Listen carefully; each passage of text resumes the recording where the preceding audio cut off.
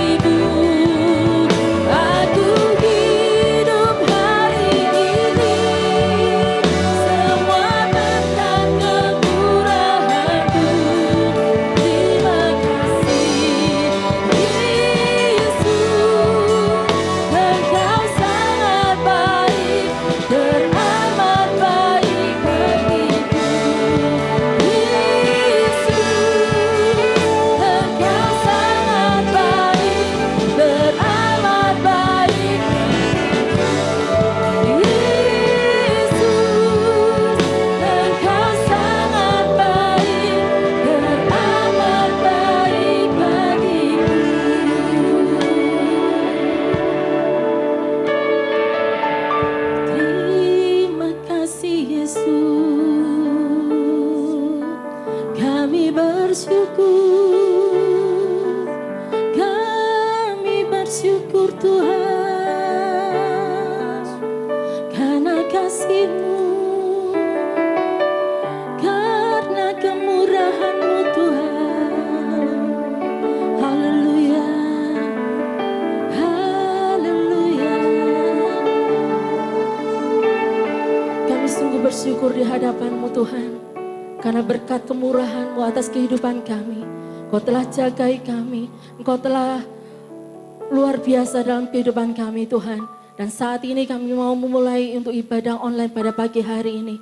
Kiranya urapan-Mu turun atas kehidupan kami Tuhan. Dan setiap jemaat-Mu yang mendengarkan untuk mengikuti ibadah ini pun akan diberkati Tuhan. Terima kasih Tuhan, terima kasih. Biarlah segala puji kemuliaan hanya bagi-Mu Tuhan. Dan setiap yang percaya berkata, amin. Sukacita pada pagi hari ini, semuanya bersemangat di dalam Tuhan. Mari kita semuanya memuji nama Tuhan dengan sukacita.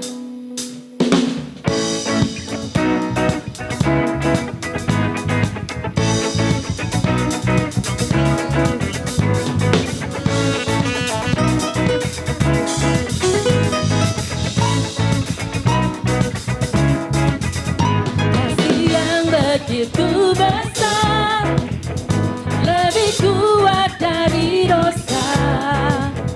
Kasih yang menemukanku, selamatkan dan pulihkanku.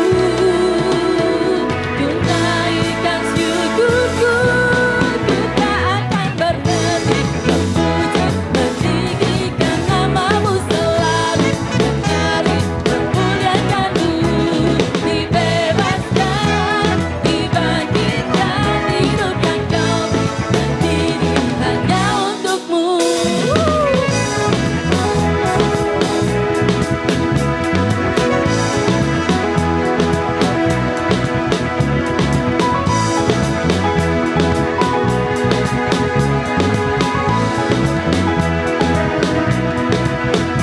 Kasih yang begitu besar, lebih kuat dari dosa. Kasih yang menemukanku, selamatkan dan pulihkanku. Ku naikkan syukurku, ku tak akan berhenti memuji, meninggikan nama-Mu selalu, menari, memuliakan-Mu. Dibebaskan, dibangkitkan, hidup yang Kau beri, dan kini hanya untuk-Mu. Takkan berhenti memuji, meninggikan nama-Mu selalu, menari, memuliakan-Mu. Dibebaskan, dibangkitkan, hidup yang Kau beri, dan kini hanya untuk-Mu.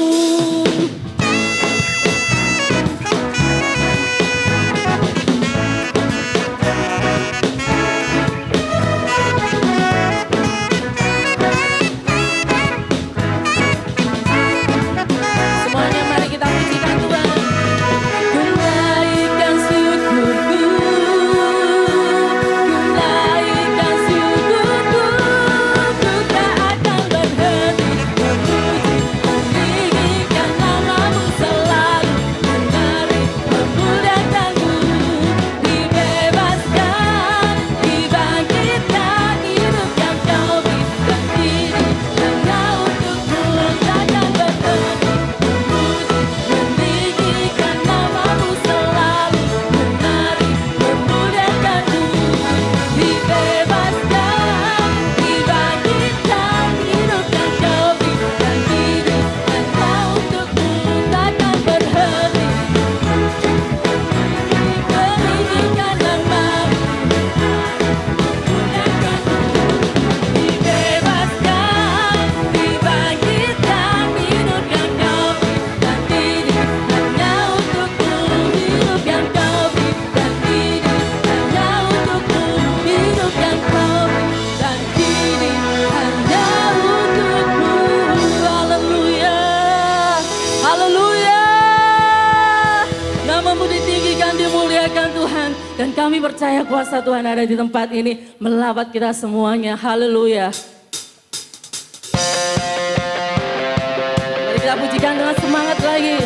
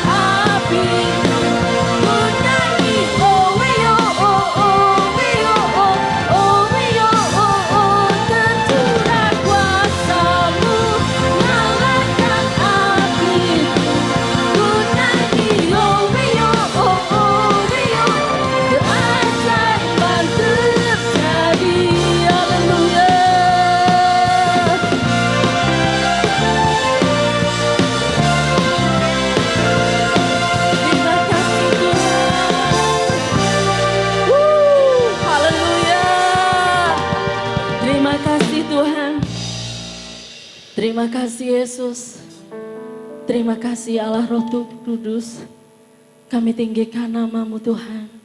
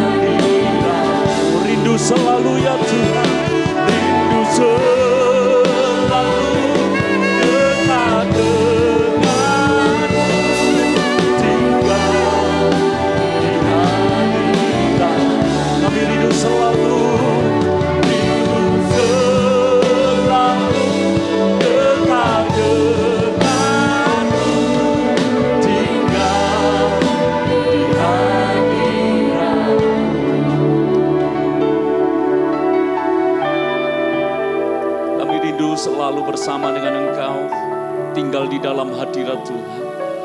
Sebab itulah tempat teraman bagi kami. Dan kami bersyukur hari ini kami memperingati hari kenaikan Tuhan Yesus. Tuhan Yesus naik ke sorga, bukan untuk kepentingannya sendiri, tetapi Engkau naik ke sorga untuk menyediakan tempat bagi kami.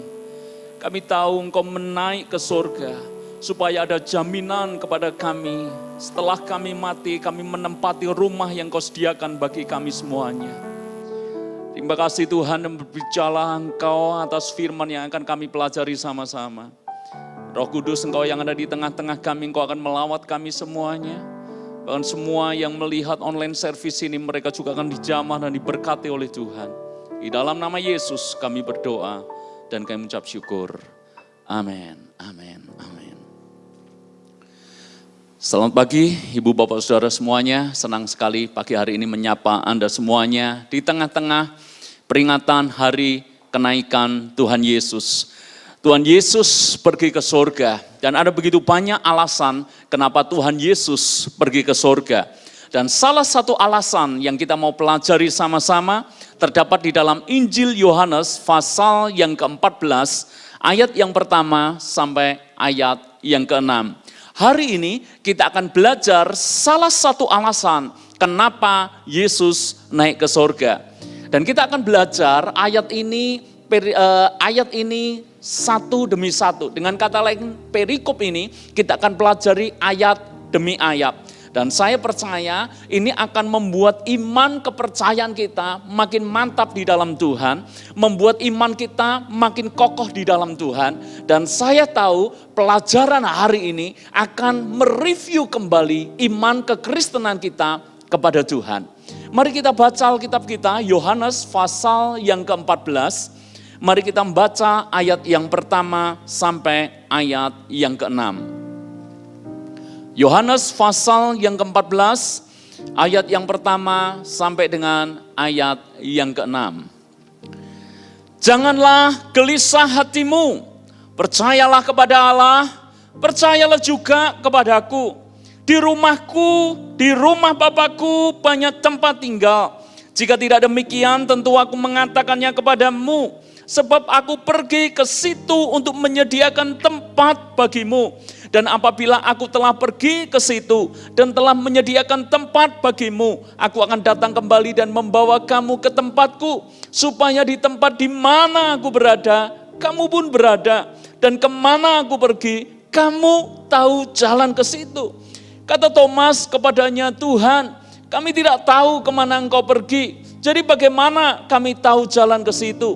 Kata Yesus kepadanya, akulah jalan dan kebenaran dan hidup. Tidak ada seorang pun yang datang kepada Bapa kalau tidak melalui aku. Hari ini seperti yang saya sudah katakan sebelumnya, kita akan bahas ayat per ayat supaya makin mantap iman keyakinan kita di dalam Kristus Yesus Tuhan. Yohanes 14 ayat yang pertama. Kita baca sekali lagi, saya akan jelaskan ayat ini. Janganlah gelisah hatimu, percayalah kepada Allah, percayalah juga kepadaku. Saudara-saudara, Yesus berkata kepada murid-muridnya, jangan gelisah hatimu.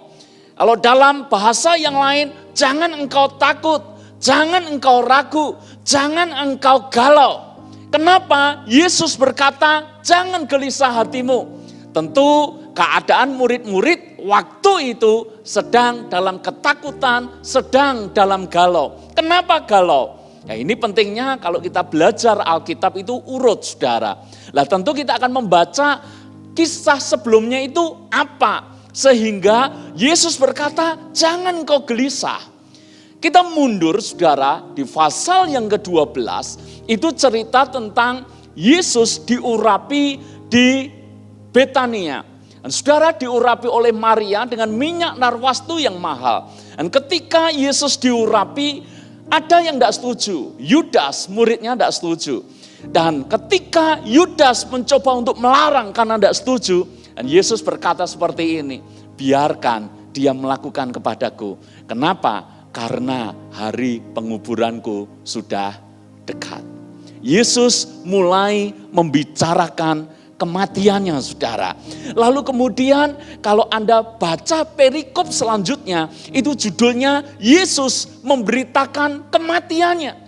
Jadi mulai di pasal 12, Yesus secara intens mengatakan kenapa dia ada di dunia, dengan tujuan apa dia diutus oleh Bapa. Kalau bukan untuk mati demi menyelamatkan manusia. Lalu kemudian di pasal yang ke-13, jelas sekali Yesus tidak hanya memberitakan kematiannya. Ayat yang ke-33 dikatakan seperti ini. Hai anak-anakku, hanya seketika saja lagi aku ada bersama kamu. Kamu akan mencari aku, dan seperti yang telah kukatakan kepada orang-orang Yahudi, ke tempat aku pergi tidak mungkin kamu datang. Demikian pula aku mengatakan sekarang juga kepada kamu.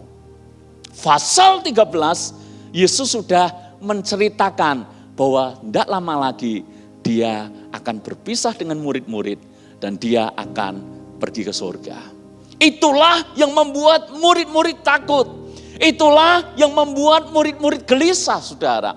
Kenapa? Karena perpisahan dimanapun itu tidak menyenangkan. Dan murid-murid selama 3,5 tahun bersama-sama dengan Yesus setiap hari. Mereka melakukan perjalanan bersama, mereka makan bersama, mereka tidur bersama, mereka berlayar dihadapkan dengan taufan bersama, dan mereka juga mengalami mujizat bersama-sama. Dimanapun mereka bersama-sama selama 3,5 tahun. Dan Yesus berkata kepada muridnya, sebentar lagi anak manusia akan diserahkan. Sebentar lagi anak manusia akan mati. Sebentar lagi aku akan pergi kepada Bapa dan pergi ke tempat yang dimana aku akan tunjukkan kepadamu. Saudara-saudara yang dikasihi oleh Tuhan, perpisahan bukanlah sesuatu yang menyenangkan. Itulah kenapa kita sadar, saudara, di dalam misalnya acara pemakaman, misalnya di dalam upacara perkabungan, khususnya pihak keluarga yang ditinggalkan. Kalau Anda pernah mengalami rasanya ditinggalkan oleh keluarga terdekat Anda akan selalu merasa sedih. Perpisahan itu selalu menyedihkan. Di saat seperti itu, hanya selalu kenangan yang baik muncul di benak pikiran Anda. Betul enggak? Tidak peduli mungkin orang itu selama hidupnya pernah menjengkelkan Anda, pernah melukai Anda, pernah mengecewakan Anda. Tetapi ketika kematian itu menjemput, ada perpisahan, Anda langsung terkenang akan apa yang telah dilakukan dalam hidup Anda. Anda akan terkenang kebaikan-kebaikannya dalam hidup Anda. Perpisahan selalu menyedihkan. Makanya kalau Anda mau menciptakan lagu dan populer, ciptakanlah lagu yang temanya tentang perpisahan. Betul enggak, saudara? Siapa yang tahu lagu Teluk Bayur? Angkat tangan, saudara. Yang angkat tangan menunjukkan umur Anda tanpa perlu melihat KTP Anda. Ciptakanlah lagu Teluk Bayur, itu abadi sekali. Kenapa? Temanya perpisahan. Bahkan almarhum Godfather of Broken Heart, Sobat Ambyar tentu tahu, stasiun balapan. Itu terkenalnya luar biasa, tidak cuma di Indonesia, di luar negeri juga sangat terkenal. Stasiun balapan, jangan paksa Anda, saya harus menyanyikannya. Tapi saya ceritakan tema lagu ini. Ini lagu berkisah tentang sebuah perpisahan. Ini lagu stasiun balapan menjadi saksi di mana sepasang kasih yang satu melepaskan kepergian kekasihnya, berharap satu kali kelak akan kembali. Tapi ditunggu-tunggu tidak datang. Kurang lebih seperti itu, betul? Lagu perpisahan. Saudara-saudara, perpisahan itu selalu menyedihkan. Murid-murid sedih, tidak cuma sedih, tapi gelisah. Mereka tidak bisa membayangkan, saudara, jika ditinggalkan oleh Tuhan Yesus. Itu sebabnya Yesus menenangkan hati mereka. Itu sebabnya Yesus menghibur mereka. Itu sebabnya Yesus menguatkan mereka di dalam ayat-ayat yang nanti kita akan pelajari satu persatu. Jadi kalau kita baca ayat yang pertama, kita mengerti kenapa Yesus berkata, jangan gelisah hatimu. Karena memang mereka harus berpisah. Yesus hendak pergi kepada Bapa. Ayat yang kedua, mari kita baca ayat ini. Di rumah Bapakku banyak tempat tinggal. Jika tidak demikian, tentu aku mengatakannya kepadamu, sebab aku pergi ke situ untuk menyediakan tempat bagimu. Jadi kenapa Yesus naik ke surga? Alasannya jelas, aku pergi kepada Bapa, aku naik ke surga untuk menyediakan tempat bagimu. Saudara-saudara, di poin ini saya ingin mengatakan kepada saudara bahwa ada kehidupan setelah kematian. Ingat baik-baik, ada kehidupan setelah kita mati. Ketika Anda mati bukan berarti selesai sudah hidup kita. Ketika Anda mati, di saat itulah awal sebuah kehidupan yang sebenarnya dimulai. Ada surga dan ada neraka. Saya berkata bahwa ini sebuah fakta yang tidak terbantahkan. Surga adalah sebuah kehidupan kekal dan neraka adalah kematian kekal. Jadi surga itu ada, neraka itu ada. Saudara-saudara, dari mana kita tahu? Karena Alkitab menyatakannya kepada kita semuanya. Dan karena dalam setiap hati manusia ada kesaksian di dalam rohnya bahwa mereka mempercayai akan ada sebuah kehidupan setelah kematian. Di dalam aliran agama apapun, di dalam kepercayaan apapun, bahkan di dalam kehidupan orang-orang yang belum pernah dengar Alkitab, mereka punya kesaksian di dalam rohnya. Kalau mereka mati bukan berarti selesai. Kalau mereka mati itu artinya dimulailah sebuah kehidupan kekal. Saudara-saudara yang dikasihi oleh Tuhan, saya ingin mengatakan kepada saudara bahwa ini fakta yang harus Anda benar-benar terima dan dengar.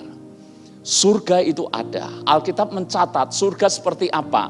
Tempat yang indah. Tidak ada air mata di sana. Surga adalah tempat yang penuh dengan sukacita selama-lamanya. Sebaliknya neraka itu juga nyata. Neraka itu juga ada. Neraka seperti apa? Alkitab mencatat tempat yang penuh dengan penderitaan. Tempat di mana hanya ada ratap dan kertak gigi.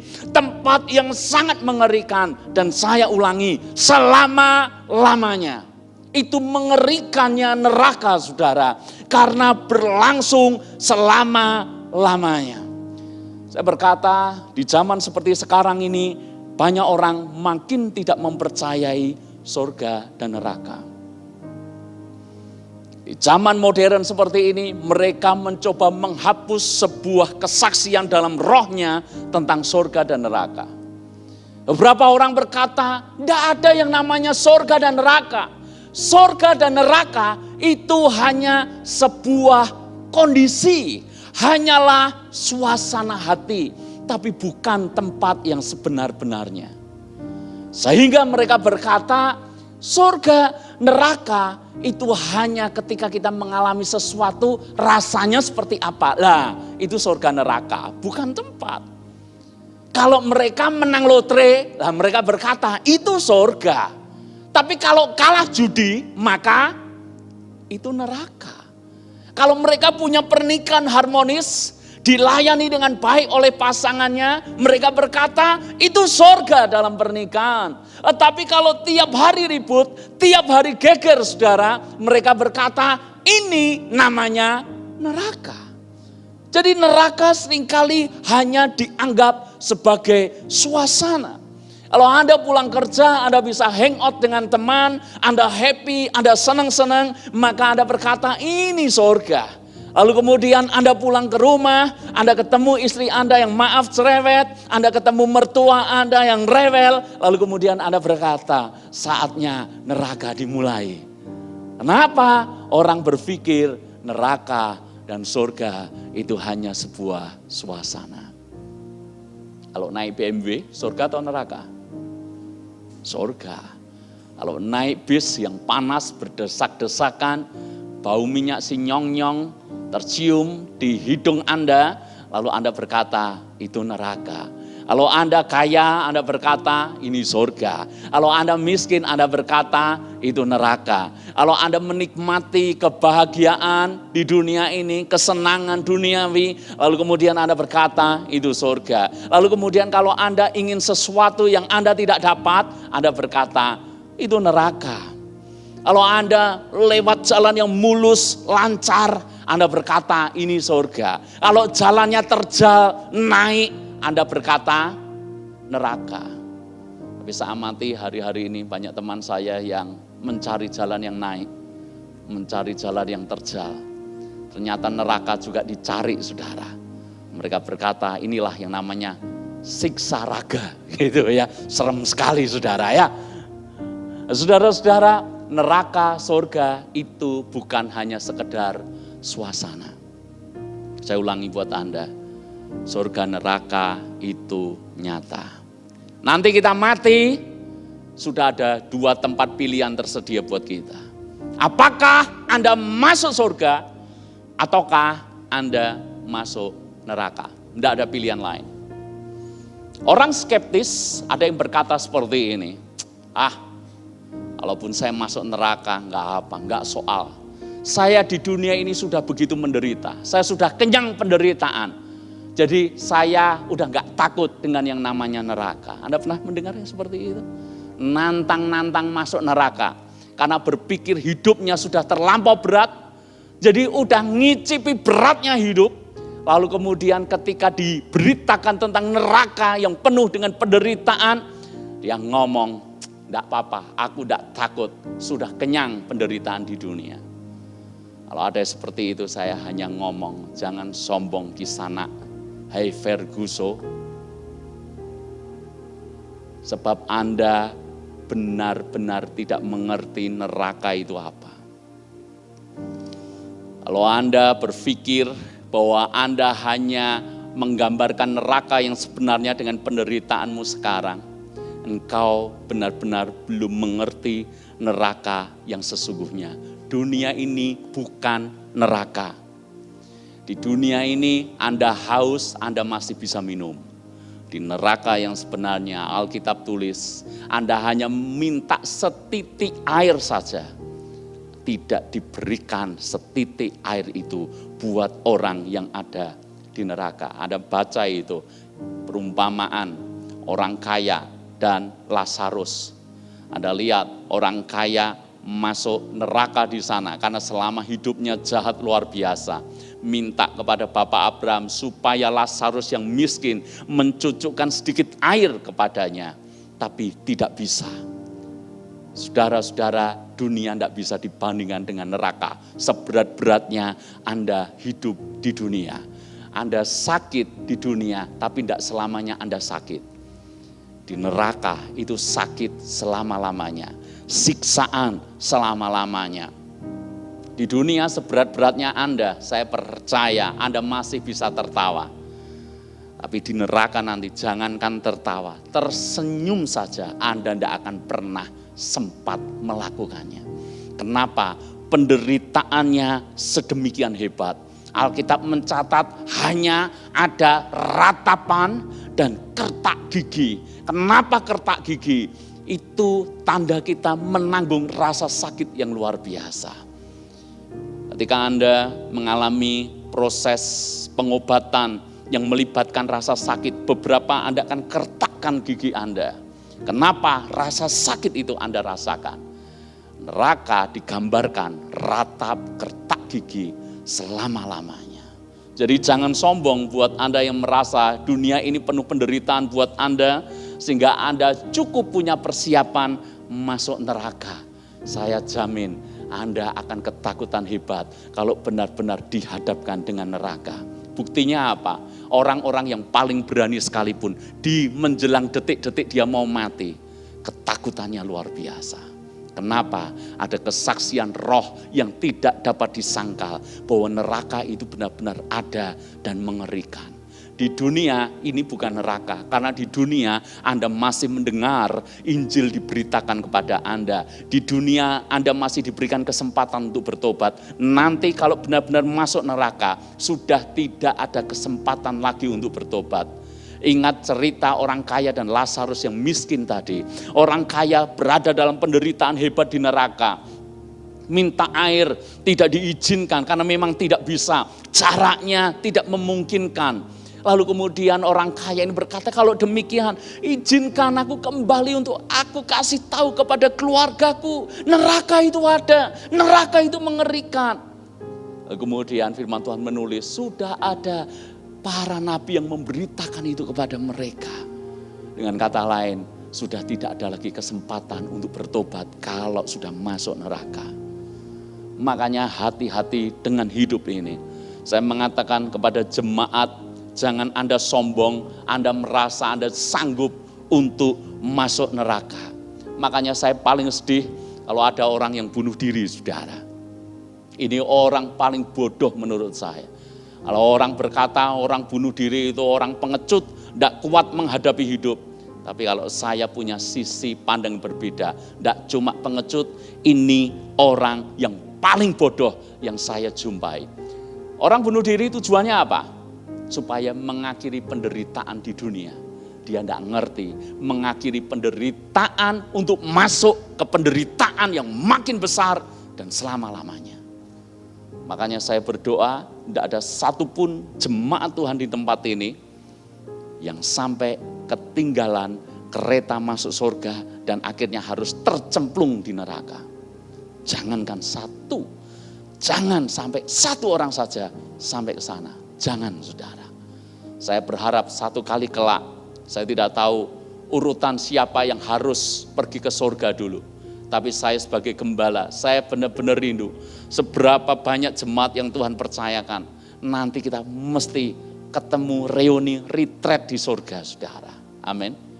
Jangan sampai saya ketemu dan saya menjumpai ada satu jemaat tidak terangkut di sana.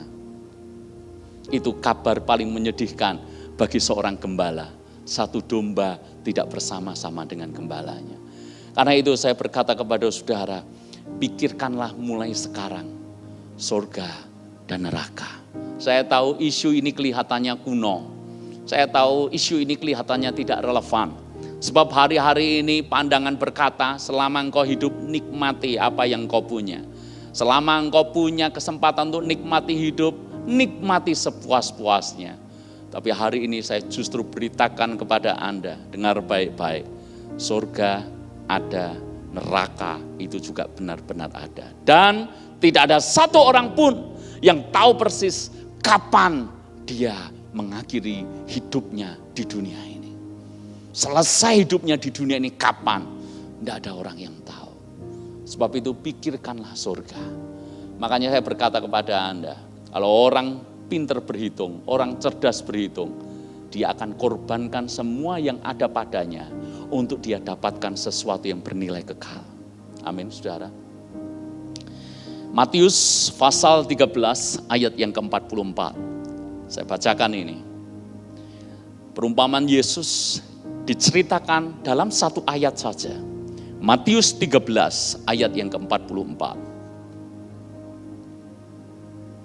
Hal kerajaan surga itu seumpama harta yang terpendam di ladang yang ditemukan orang, lalu dipendamkannya lagi. Oleh sebab sukacitanya, pergilah ia menjual seluruh miliknya, lalu membeli ladang itu. Jadi perumpamaan Yesus ini sederhana tapi sangat mengena. Ada orang menemukan harta yang mahal, perhiasan, harta karun di sebuah ladang. Anda bisa bayangkan ya, misalnya saya sedang berjalan melintasi ladang orang lain. Tiba-tiba saya melihat, ini apa? Kok kelap-kelip misalnya, saya gali. Ternyata perhiasan harta karun berharga, saudara. Alkitab menulis, lalu dipendamkannya lagi. Kenapa dipendamkan? Karena itu bukan miliknya, betul nggak? Dan dia tidak punya hak itu. Kalau dia ngambil, namanya mencuri. Kalau mencuri hukumannya, di zaman Alkitab bisa dirajam, bisa dihukum mati, saudara. Maka dipendamkannya lagi. Dia ngerti harta berharga di situ. Maka yang dilakukan apa? Dengan penuh sukacita, dia kumpulkan semua yang ada padanya untuk membeli ladang itu.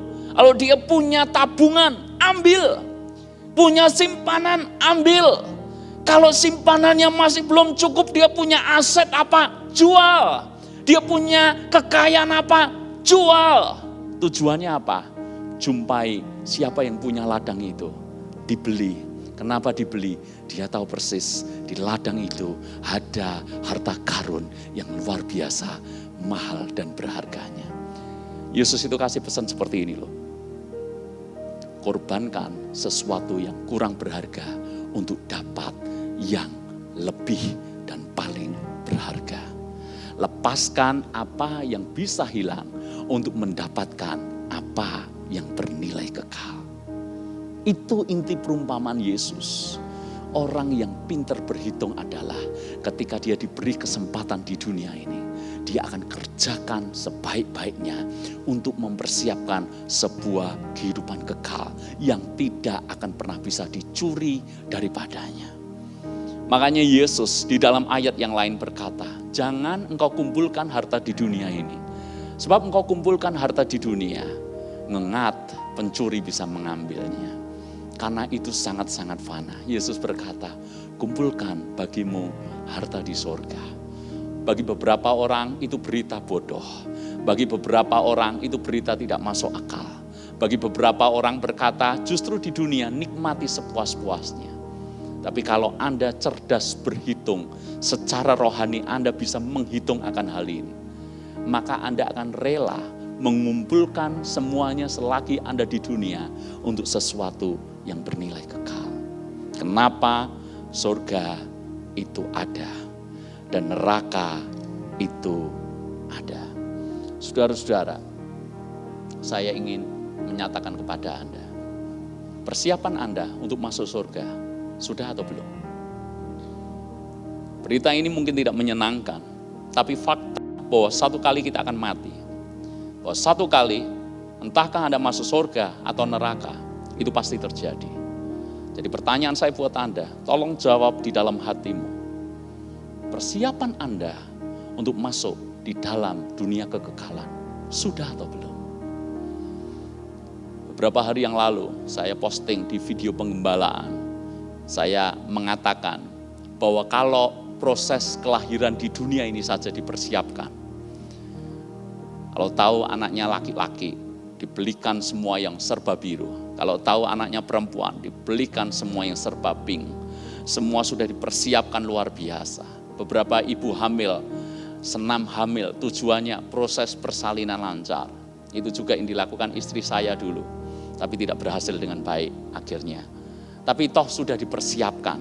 Kami sudah persiapkan semuanya. Itu proses kelahiran di dunia, dipersiapkan. Padahal sementara itu saja dipersiapkan. Ketika kita mati, sebetulnya itu titik awal kelahiran kita di alam kekekalan yang sebenarnya. Jadi kelahiran kita yang sebenarnya bukan ketika kita lahir di dunia, saudara. Kelahiran kita yang sebenarnya nanti kita mati, itu loh proses kelahiran yang sebenar-benarnya. Pertanyaan saya, Anda sudah punya persiapan belum?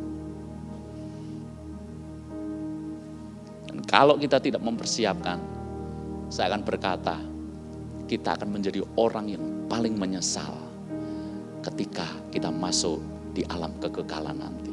Anda akan sangat menyesal ketika Anda masuk neraka. Dan Anda pun akan cukup menyesal sekalipun Anda masuk surga, tetapi Anda tidak persiapkan dengan maksimal ketika Anda masuk surga. Mungkin Anda bertanya, loh sudah masuk surga kok nyesel Pak? Nanti saya akan sampaikan poin berikutnya. Kenapa selama di dunia ini masa persiapan yang kita kerjakan dengan sekuat tenaga. Ayat yang ketiga, kita bahas, kita kupas satu persatu. Ayat yang ketiga. Dan apabila aku telah pergi ke situ dan telah menyediakan tempat bagimu, aku akan datang kembali dan membawa kamu ke tempatku, supaya di tempat di mana aku berada, kamu pun berada. Saudara-saudara, yang namanya tempat atau tempat perhentian itu bermacam-macam. Sebutannya pun itu bermacam-macam. Saya tanya, emperan bisa disebut tempat perhentian enggak? Bisa, saudara. Bagi tunawisma, ini rumahnya, itu tempat. Lalu kemudian ada juga yang namanya kemah. Alkitab juga menulis kemah ini ada. Lalu kemudian ada juga yang namanya rumah sewa, rumah kontrakan. Tapi ada juga yang namanya rumah permanen. Nah, saya ingin Anda belajar dari ayat ini, bahasa aslinya itu kata yang digunakan tempat itu apa gitu loh. Apakah kemah, apakah rumah sewa, atau apa? Kalau dalam bahasa Yunani itu menggunakan kata mone. Kata tempat tadi pakai kata mone. Dan kalau Alkitab versi King James itu pakai kata mansion. Makanya kalau Anda sering dengar sebuah hunian mewah, mansion, itu sebuah rumah permanen. Jadi mone atau mansion itu artinya sebuah rumah atau tempat secara permanen. Saudara-saudara, bukan kemah, tapi tempat permanen. Coba kita baca 2 Korintus pasal yang kelima ayat yang pertama. Saya akan bandingkan. Di dalam Alkitab itu ada rumah, tapi ada juga yang namanya kemah. 2 Korintus pasal yang kelima ayat yang pertama.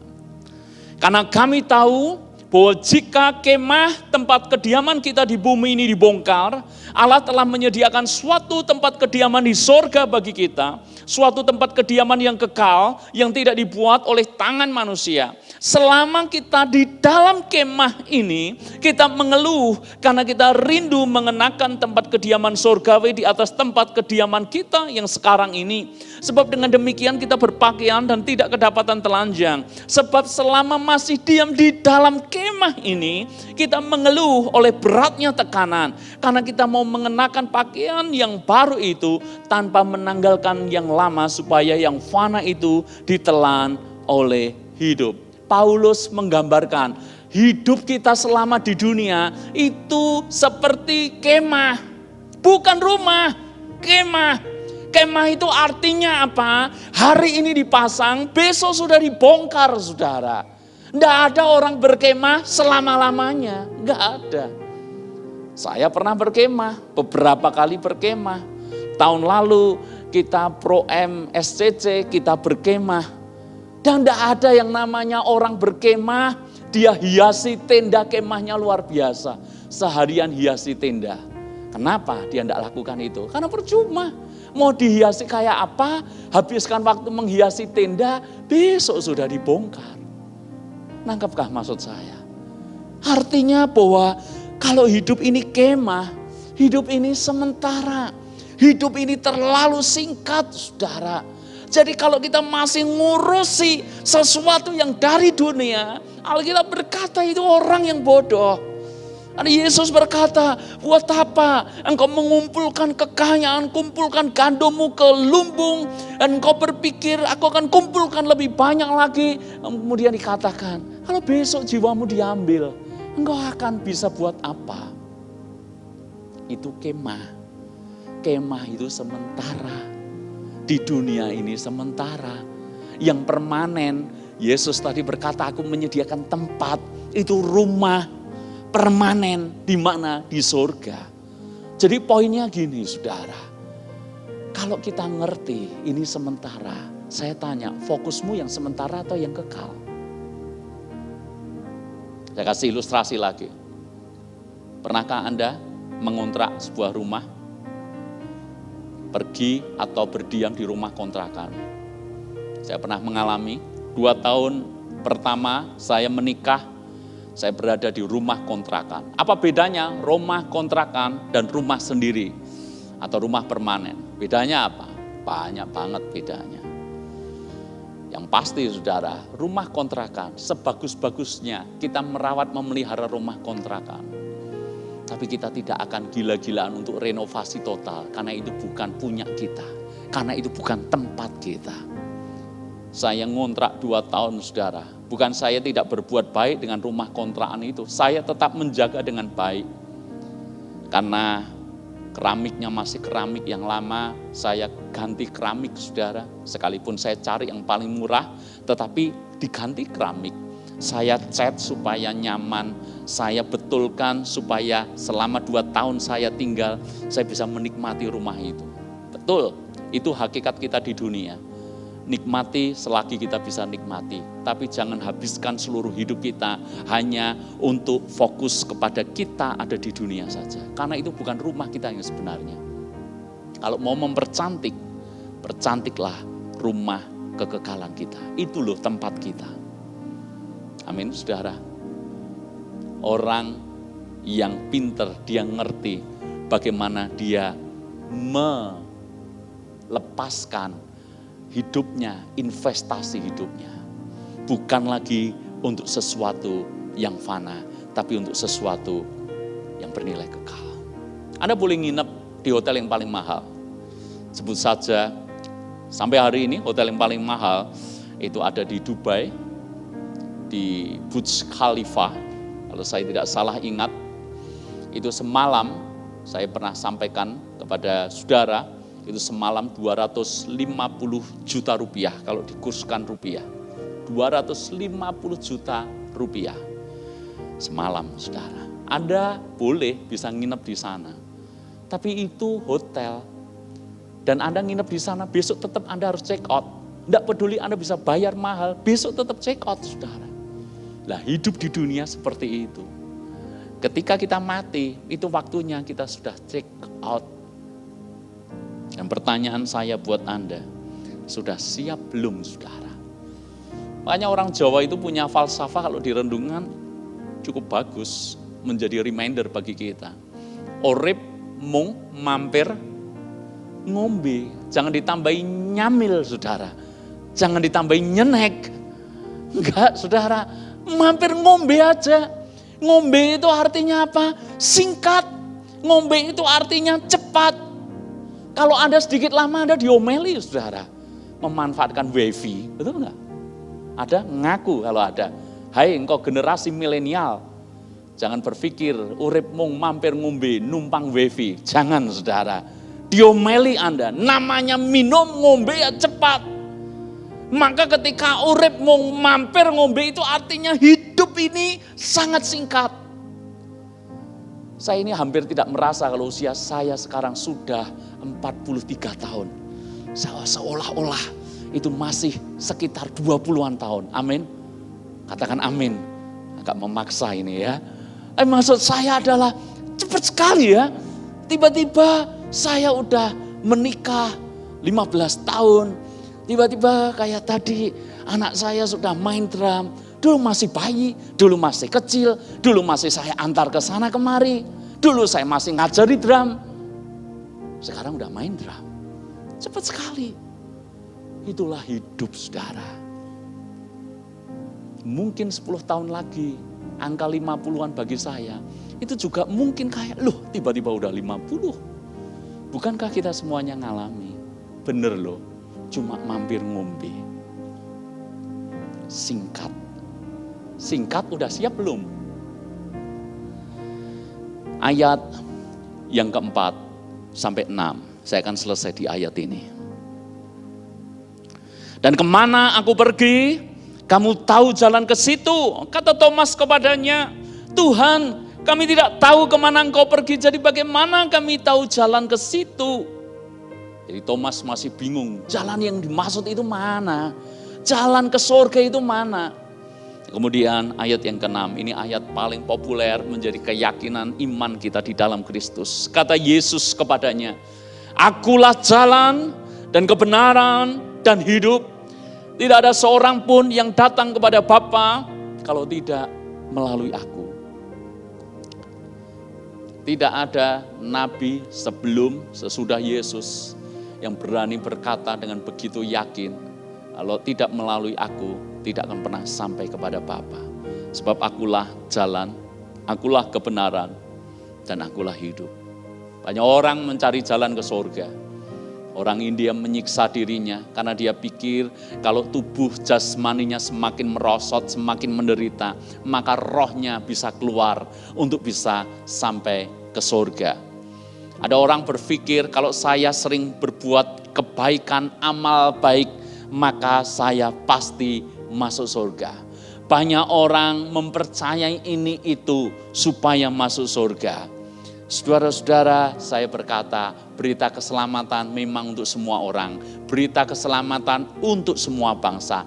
Tapi satu-satunya jalan untuk kita bisa sampai ke surga, kehidupan yang kekal, sampai kepada Bapa, harus melewati Yesus Kristus Tuhan kita.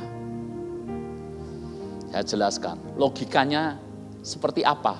Kenapa kita yakin hanya Yesus satu-satunya jalan? Kita mengerti bahwa Yesus adalah Allah. Dia adalah Tuhan. Yohanes 3 ayat yang ke-16. Karena begitu besar kasih Allah akan dunia ini, sehingga dia merelakan anaknya yang tunggal. Supaya barang siapa percaya kepadanya tidak binasa, melainkan hidup yang kekal. Saudara-saudara, saya tanya, kalau ada jalan lain untuk bisa sampai kepada surga, sampai kepada Bapa, kira-kira Allah Bapa akan relakan anaknya mati di atas kayu salib enggak? Oke, saya ajak Anda berpikir sedikit logik. Kalau memang ada jalan lain dan tidak perlu harus Yesus turun ke dalam dunia, kira-kira perlu enggak Allah Bapa kirimkan anaknya, Tuhan Yesus Kristus, mati, menderita di atas kayu salib, menjadi jalan keselamatan bagi kita. Kalau amal kebaikan bisa sampai ke surga, saya yakin 100% Allah Bapa tidak perlu kirimkan anaknya. Kenapa dikirimkan? Wong lewat kebaikan saja bisa masuk surga. Kalau ada manusia bisa menyiksa dirinya dan bisa masuk surga, saya yakin 100% Allah Bapa tidak akan utus anaknya tinggal di dalam dunia, mengambil rupa hamba, mati di atas kayu salib. Kalau ada jalan lain, saya yakin Allah Bapa tidak akan kirimkan anaknya. Kenapa Allah Bapa relakan anaknya yang tunggal, yang dikasihi satu-satunya? Sebab memang sudah tidak ada jalan lain. Sudah tidak ada alternatif lain. Jadi dia akan hold sesuatu yang paling berharga. Sampai mentok tidak ada jalan lain, baru itu dilepaskan. Contoh, supaya Anda bisa paham apa yang saya maksud. Di antara semua yang saya pakai, milik saya yang berharga, yang saya akan jaga adalah cincin nikah saya ini. Saya tahu tidak semua orang masih memiliki cincin nikah. Ya mungkin dulu masa-masa sulit digadaikan dan lupa untuk menebus. Adakah? Yang senyum ada kelihatannya. Tapi buat saya, ini tidak boleh dijual. Ya, seberat-beratnya hidup saya kalau suruh milih jual, saya akan jual yang lain dulu. Bukan yang ini. Ketika merintis penerbitan usaha kami, di tengah jalan, cash flow kami habis, saudara. Karena butuh cash flow yang cukup besar. Maka yang kami lakukan apa? Jual. Yang dijual apa? Perhiasan. Kebetulan waktu itu istri saya ketika menikah dapat lumayan banyak perhiasan. Mulai dari kalung, mulai dari anting, mulai dari gelang di tangan, gelang di kaki. Itu pengalaman agak gimana, tapi saya tetap harus lakukan itu. Karena di tengah jalan sudah tidak memungkinkan. Saya masih ingat di Coyudan, saudara, itu tempat toko emas semuanya ada dan saya jual di sana. Itu pengalaman paling menyesakan dalam hidup sebagai seorang pria, saudara. Lebih menyesakan lagi, ini mbaknya yang melayani saya mengingatkan, apa enggak sayang toh dijual? Apa enggak kasihan istrinya? Itu lebih membuat hati tertusuk-tusuk, saudara. Buat saya, kamu diam aja gitu ya. Pikirnya, waduh saudara rasanya gimana? Tapi tetap toh harus dijual. Karena memang sudah cash flow tidak ada lagi, saudara. Ya, dijual. Tapi satu yang saya tidak akan jual, cincin nikah saya ini. Harganya waktu dulu mungkin tidak seberapa. Tapi ini menemani kami 15 tahun. Tidak pernah lepas. Karena memang sudah tidak bisa dilepas, saudara. Karena dulu berat saya tidak segemuk ini, maksud saya seperti itu. Jarinya sudah terlalu gemuk, saudara. Sehingga memang tidak bisa dilepas. Tapi maksud saya adalah Tidak mungkin kalau saya masih punya sesuatu yang lain, saya lepas yang paling berharga menurut saya. Nangkapkah maksud? Nangkap maksud saya? Kalau memang ada jalan lain untuk bisa sampai ke surga selain Tuhan Yesus, saya yakin 1000% Allah Bapa tidak akan kirimkan anaknya untuk mati bagi kita. Karena memang tidak ada jalan lain. Kalau dalam cerita saya tadi, misalnya mentok saudara, semuanya sudah habis, tersisa ini, maka saya akan rela mengorbankan. Tapi ini sudah jadi pilihan terakhir. Sudah tidak ada lagi, satu-satunya ini saya akan lepaskan. Demikian juga keselamatan di dalam Kristus Yesus. Saya mantap sekali mengatakan hanya satu-satunya jalan keselamatan cuma Yesus. Kenapa? Kalau ada jalan lain, Allah tidak akan kirimkan anaknya bagi Anda dan saya. Saudara-saudara yang dikasihi oleh Tuhan, sebab itu saya mengatakan kepada Anda untuk mengakhiri khotbah kenaikan Tuhan Yesus ini. Percayalah kepada Tuhan Yesus dan Anda punya tiket masuk surga. Bukan dengan kebaikan, bukan. Nah, Alkitab menulis seperti ini, kebaikan manusia di hadapan Allah itu hanya seperti kain kotor. Karena orang baik bagi manusia, dalamnya hati siapa yang tahu? Benarkah dia benar-benar baik? Tidak ada yang tahu. Baik tapi munafik, buat apa saudara?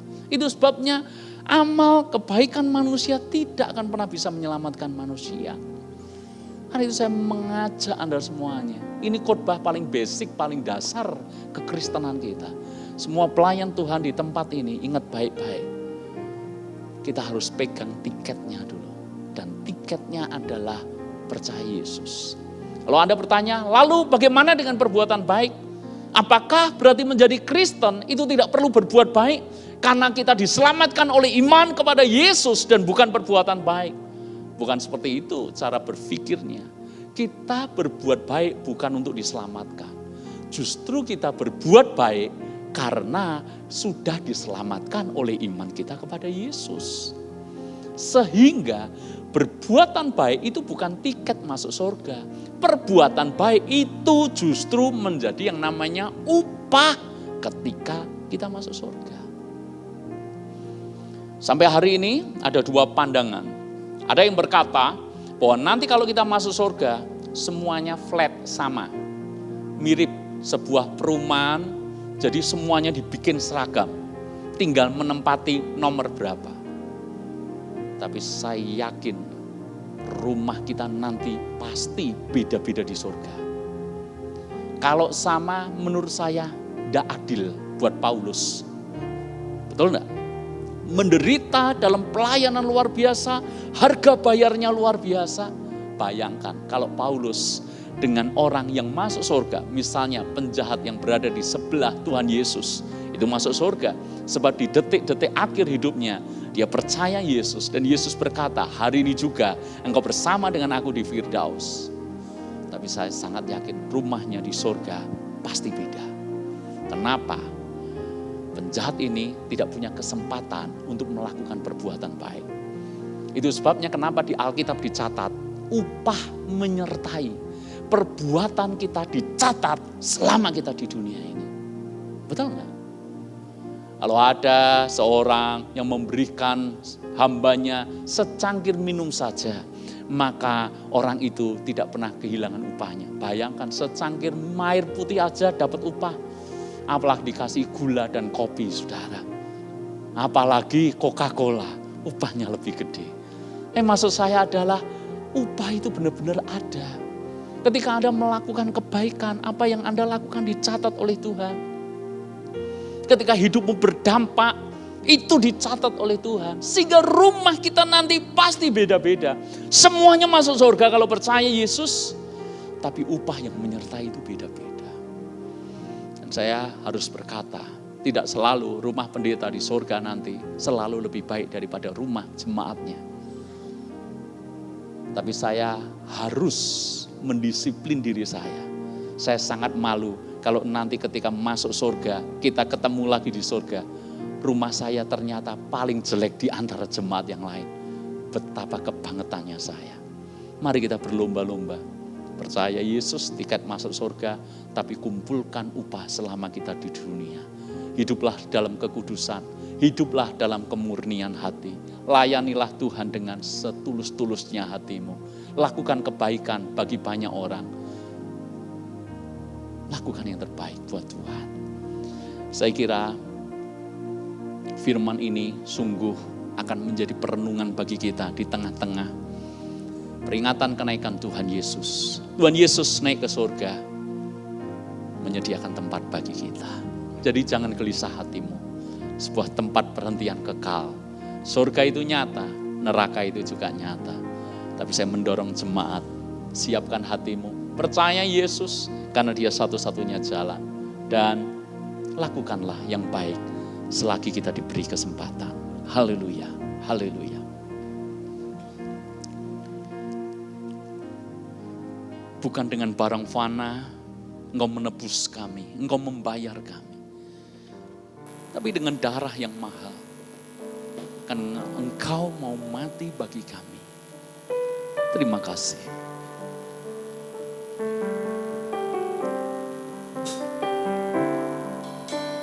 Bukan dengan barang fana,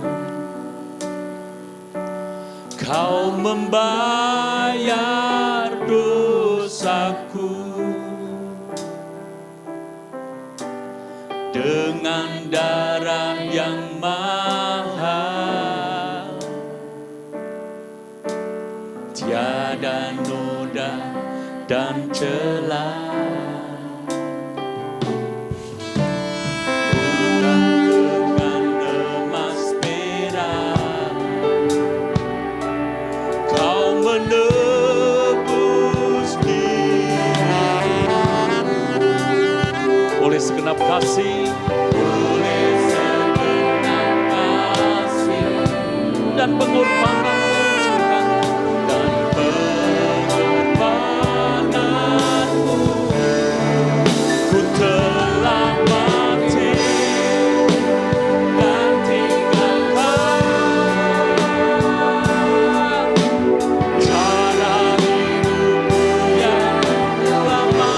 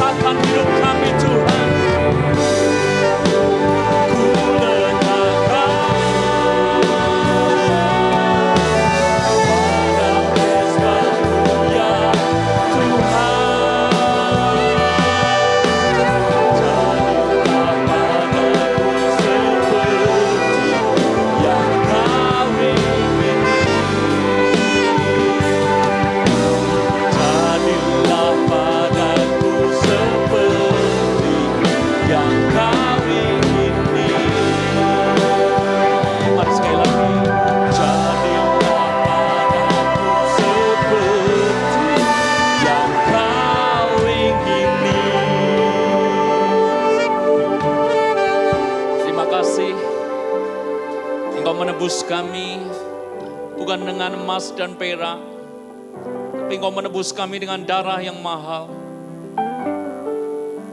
Engkau diberikan mati bagi kami untuk menyelamatkan kami. Dan Engkau bukan hanya mati bagi kami, tapi Engkau bangkit bagi kami. Dan sekarang Engkau naik ke surga juga bagi kami, karena Engkau menyediakan tempat bagi kami. Kami bersyukur karena di dalam Kristus Yesus ada jaminan yang pasti. Ada sebuah tiket yang sudah diberikan kepada kami. Kalau kami mati, itu artinya kami berjumpa muka dengan Engkau, penebus kami yang hidup di surga. Kalau kami mati, artinya kami meninggalkan penderitaan di dunia ini dan beralih kepada sukacita kekal bagi kami. Itu sebabnya seluruh jemaat, termasuk siapapun yang mengikuti online service ini, dibukakan mata rohani kami, supaya kami mulai memikirkan dan mempersiapkan hidup kami di waktu yang akan datang di masa kekekalan nanti. Ampuni kami kalau selama ini kami menyia-nyiakan anugerah kasih karunia Tuhan. Ampuni kami kalau selama ini kami masih bertekun dengan dosa-dosa kami. Tapi biar hari ini Tuhan, kami mau menerima Engkau sebagai Tuhan dan Juru Selamat kami kembali. Saya beri kesempatan buat ibu, bapak, saudara semuanya. Termasuk Anda yang di rumah dan dimanapun Anda berada yang mengikuti online service ini. Kalau Allah berbicara dalam hatimu, mengingatkan akan surga dan neraka yang akan engkau tuju. Dan engkau merasa sampai detik hari ini engkau belum benar-benar siap. Dan hari ini engkau mau menyiapkan hati untuk percaya Yesus, untuk memegang tiket jalan kebenaran dan kehidupan di surga. Dan engkau mempersiapkan diri dengan baik-baik. Maka taruh tanganmu di dada, saya akan berdoa buat saudara. Bapak di surga, engkau lihat tangan-tangan yang ditaruh di dadanya. Tanda kami memperbarui iman, komitmen kami di dalam Engkau. Tanda bahwa kami mau menjadikan Yesus satu-satunya Tuhan dalam hidup kami. Kami mau mati bagi dosa-dosa kami dan kami hidup bagi Kristus Yesus. Kami tahu bahwa ketika kami percaya Engkau, rumah itu sudah disediakan bagi kami. Jaminan itu nyata bagi kami. Dan kalau kami hidup di dunia, kalaupun kami berbuat baik, bukan untuk supaya kami selamat. Kami berbuat baik karena kami mengasihi Tuhan. Kami berbuat baik karena itu yang firman Tuhan perintahkan. Dan kami pun percaya bahwa kebahagiaan kami menghasilkan upah yang Tuhan sendiri mencatatnya. Terima kasih dalam peringatan kenaikan Tuhan Yesus ini. Biar kami semuanya tidak takut, tapi justru bersuka cita. Sebab ada jaminan bagi kami.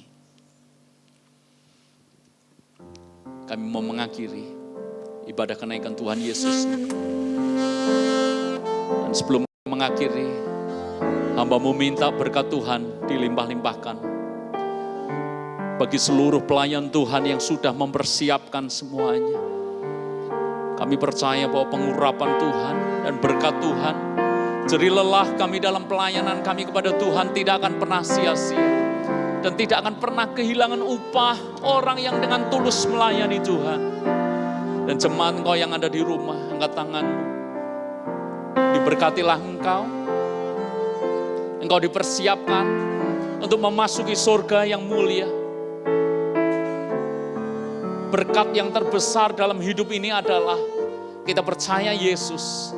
Dan itu artinya ada jaminan keselamatan dalam hidupmu. Engkau tidak akan takut dengan hidup ini. Sebab yang kekal sudah Tuhan siapkan dalam hidupmu. Berkat atas rumah tangga pernikahanmu. Engkau akan bahagia dengan pasangan hidupmu. Berkat atas keluargamu. Anak-anakmu diberkati oleh Tuhan. Keturunanmu diberkati oleh Tuhan. Bukankah kita berkata anak cucu orang benar akan mewarisi negeri. Engkau akan melihat anak-anakmu perkasa di bumi ini. Dan saudaraku, diberkatilah akan kesehatanmu. Supaya dengan tubuh yang sehat engkau memuliakan Allah. Diberkati juga akan pekerjaanmu, saudaraku. Karirmu diangkat oleh Tuhan, naik dan bukan turun. Bisnismu diberkati Tuhan, kau akan menjadi kepala dan bukan ekor. Sebab berkat itu memang Tuhan janjikan kepada orang-orang yang sungguh berharap dan mengasihi Dia. Dan diberkatilah engkau yang merindukan anak, Percayalah bahwa keturunan ilahi akan diberikan kepadamu. Terimalah semua berkat Allah ini. Di dalam berkat atas nama Allah Bapa, anaknya Yesus Roh Kudus.